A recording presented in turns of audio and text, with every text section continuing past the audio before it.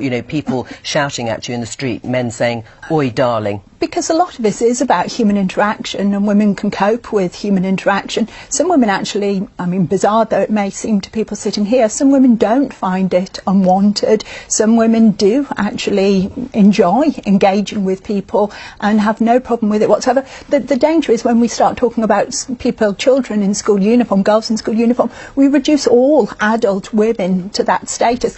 I don't want police protecting me on the street from wolf whistles and catcalls. I'm more than capable of being able to protect myself. Right, this is incredibly illiberal. Right, in that sense, do we really need legislation to deal with this? Because there are laws already in place. We do have hate crime laws, we do have laws against harassment. So we are talking about what one might describe, and Joanna has said, as the more trivial end of what is harassment. And I completely understand, you know, the side of the argument that Joanna is putting across. However, it is something that happens on such a ritualistic, regular basis. And when it comes to the other hate crimes that we already have, very often these can be kind of bisectional issues. So it will be people are being targeted because they are a Muslim woman or because they are a black woman. And, you know, actually to enforce it and make sure that it's properly dealt with. The police have said that they do not object to it. It doesn't take up any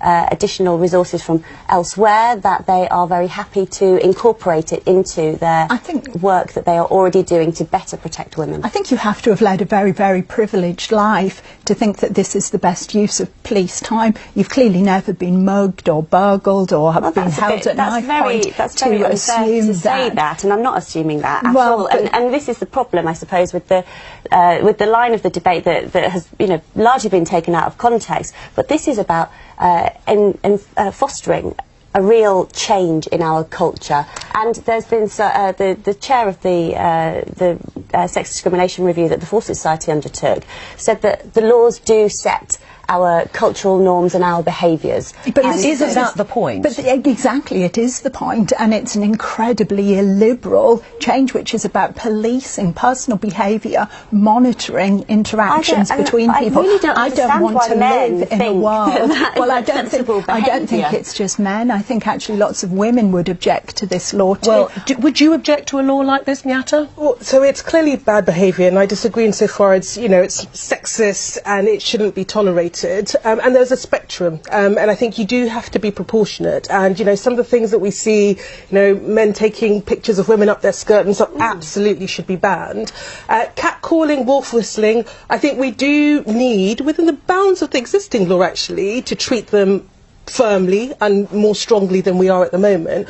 But I think there's a kind of cultural norm. I think if you say it's okay, people will continue doing it. But actually, if more people are saying this is absolutely disgraceful, it is unacceptable, you cannot behave in that way, that in itself starts to shift the cultural norm. But what does it say, as Joanna said earlier, that actually you're going to, in some way, change interaction between men and women, that is how relationships, not with wolf whistling, catcalling, but if you interfere at a sort of legal level to that extent, it will make it difficult for normal human relations to continue. It really doesn't, though, does it? I mean, to treat somebody entirely with dignity and respect in a way that you would treat, for a man to treat another man, to do that to a woman, I don't think it redefines our relationships at all. And the idea that men are completely unable to cope with doing it at that level is insulting to them. The problem is that everybody has a different idea of what dignity and respect mean. I mean, I speak to women who will say to me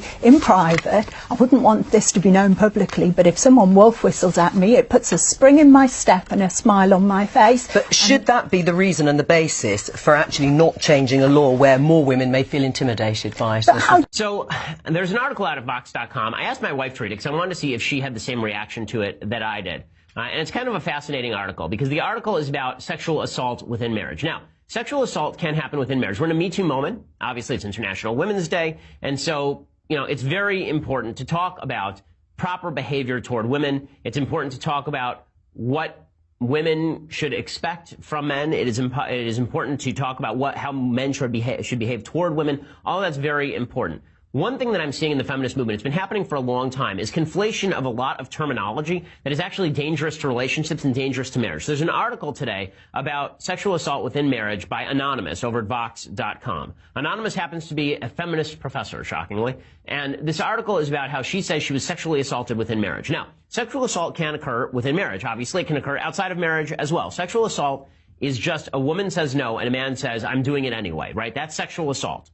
Right? A woman refuses consent and a man disobeys that and then does the most evil act a human being can do outside of murder, which is that he takes advantage of a woman against her will. Right? That is, in my view, should be punishable by castration or death. I mean, that's how seriously I take sexual assault.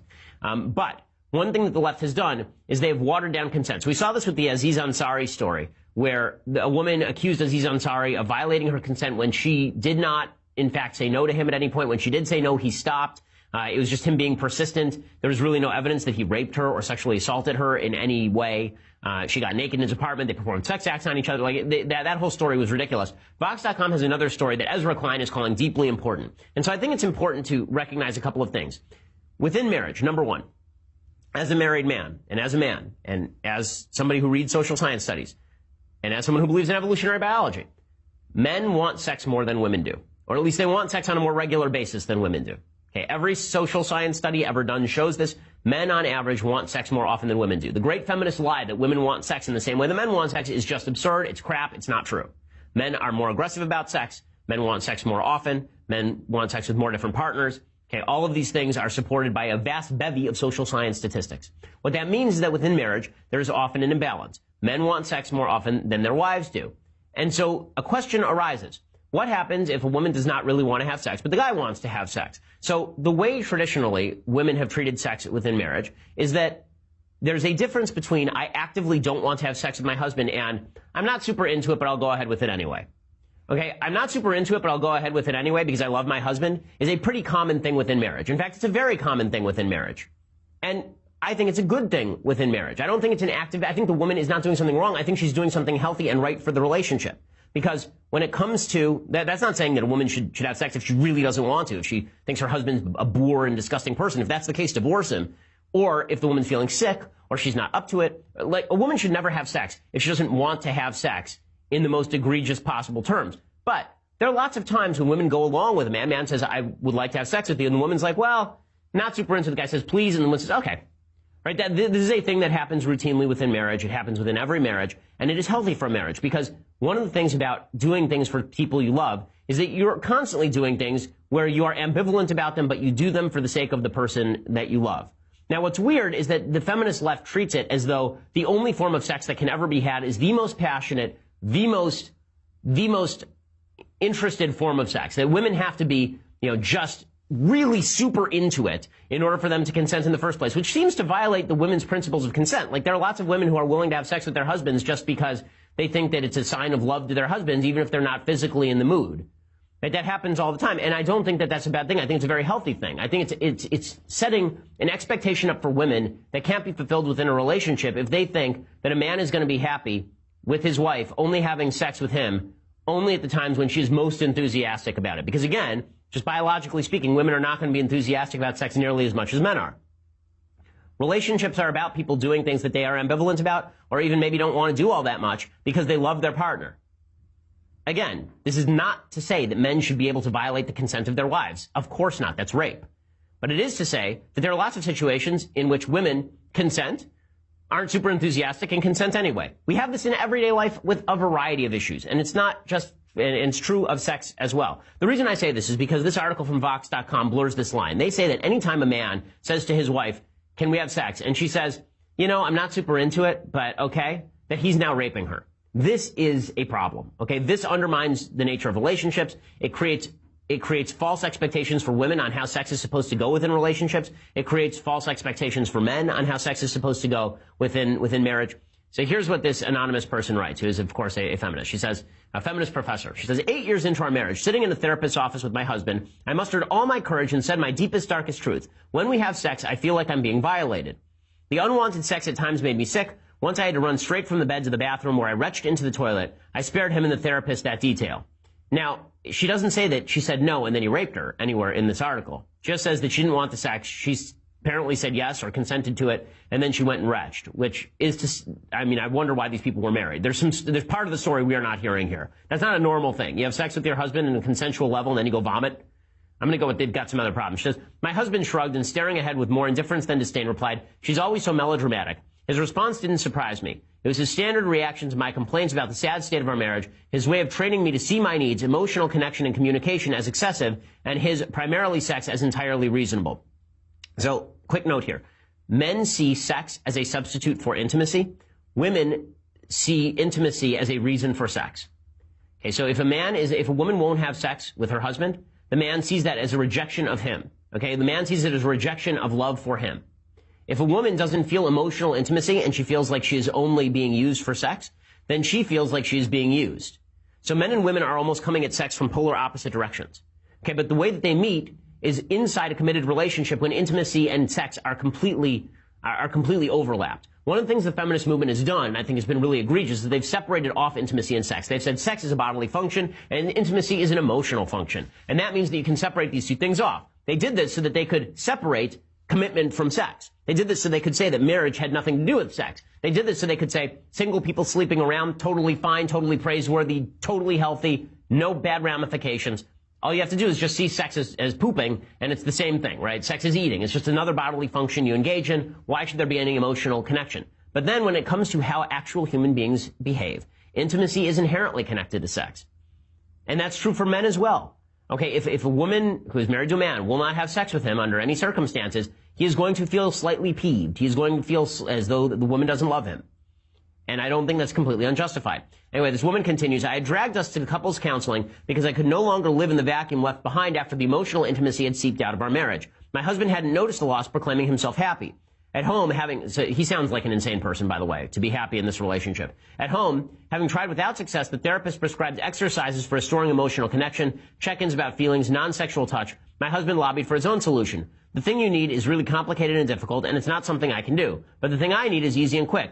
Why can't you just give me the thing I need? I acquiesced. Okay, that's called consent. Okay, so she's stupid, first of all. She sounds like a person who at least is making bad decisions. Right? If your husband says to you, I can't give you anything that satisfies you emotionally, just give me the sex, and you go along with that, you're making a mistake in your relationship. She says, at the time, it didn't feel like a choice. It felt inevitable. I lived every evening dreading the signals of my husband's desire. I bargained my way out of sex as often as I could. I gloried in being sick enough to have the right to refuse. On the nights when I couldn't get out of it, we used a method I taught myself to tolerate and that he astoundingly tolerated as well. I read a book to distract myself for as long as I could while he did the thing he needed to do. I did not let him kiss me for the last several years of our marriage. That was the rule. You can bleep me, but you can't kiss me, and I don't have to pretend to like it. That satisfied him. Okay, so first of all, he sounds like a real messed up dude. Okay, if that satisfies any guy, if a guy feels satisfied by that sort of level of sexual connection with his intimate partner, then that person is screwed up. There are a lot of deeper issues in this marriage, but the problem I have with this article is the conflation of what seems to be, like, what she's talking about is a failed marriage, a real failed marriage, where